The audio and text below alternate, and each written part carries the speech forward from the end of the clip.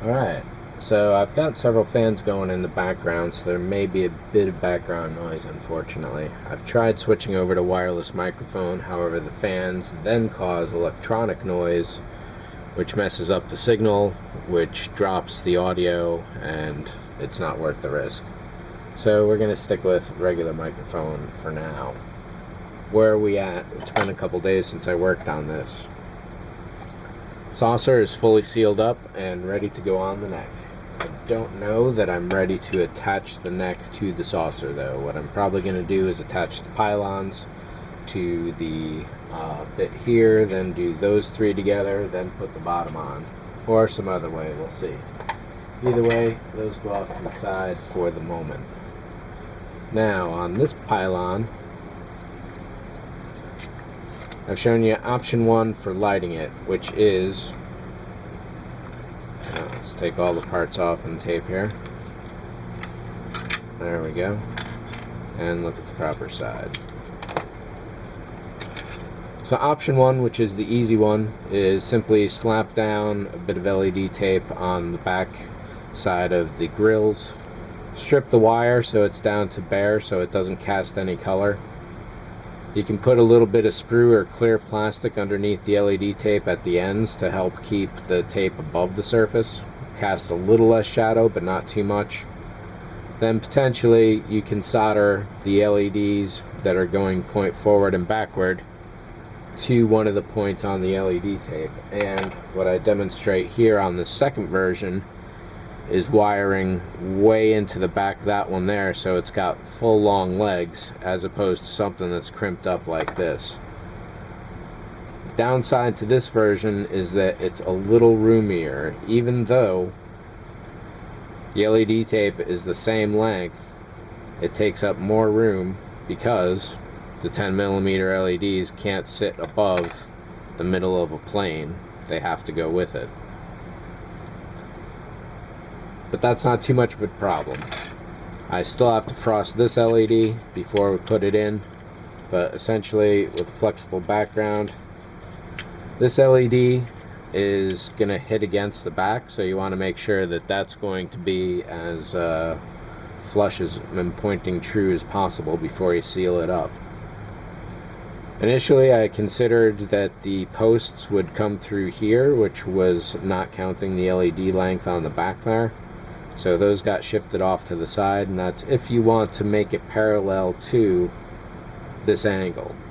This certainly makes it a little easier. However, what's going to happen is once this is set in place, then your bright spots are going to be this way and out that way, and you have a bit of a dark line going down there. Or you can reposition it so that it's at 90-degree angles to where it would be.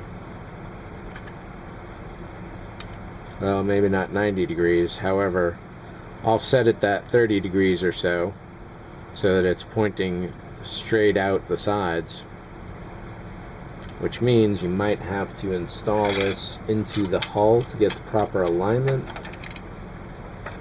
Let's see if that is true.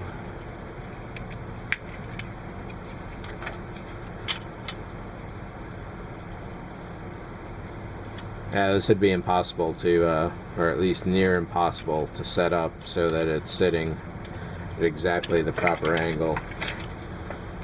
Assuming this table is level, well, it's not impossible to do it, but that's going to be really difficult.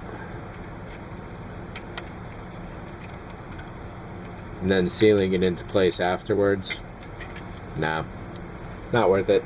In this case, probably the easier route is to simply guess, and that would be about correct right about there. Or potentially, let's see if this works.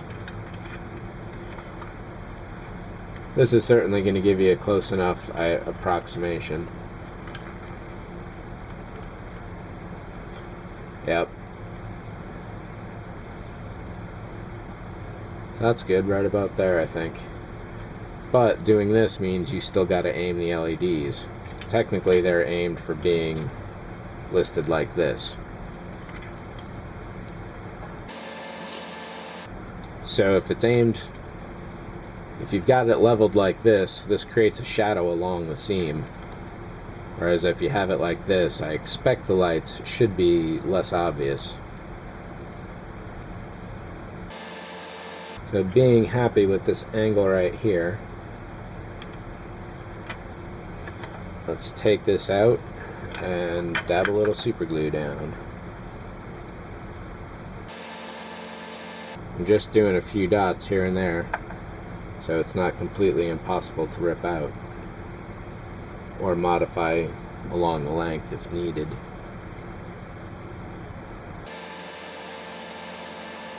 I think I like that angle there.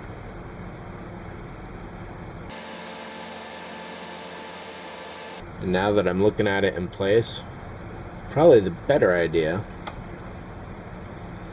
rather than soldering positive and negative on the same side, I'm going to desolder negative here, flip it over to there, and solder it into this side. That'll bring the LED dead center, rotated 90 degrees itself.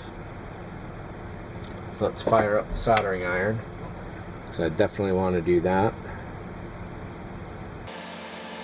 And if you want to see how this version works, you can look at you will see it in the original instruction set. What I'm going to do is take this out and replace it with this. I think this will be a much better solution. I probably won't have to flip the leg around here. It looks like it's aimed fairly well right now.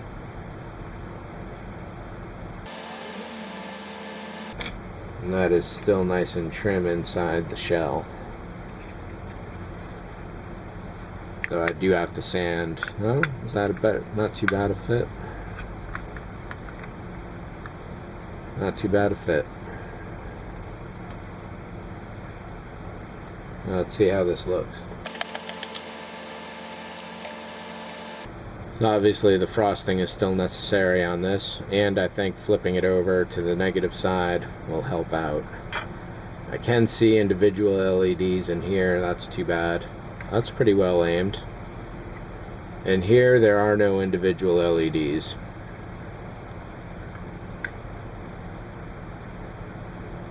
On this side, definitely. This end cap really looks great. In the previous version, this was just lit up by the LED tape in the main nacelle. Getting its own LED, that's really incredible looking. There's a bit of purple going on in here, a bit of purple here at the end.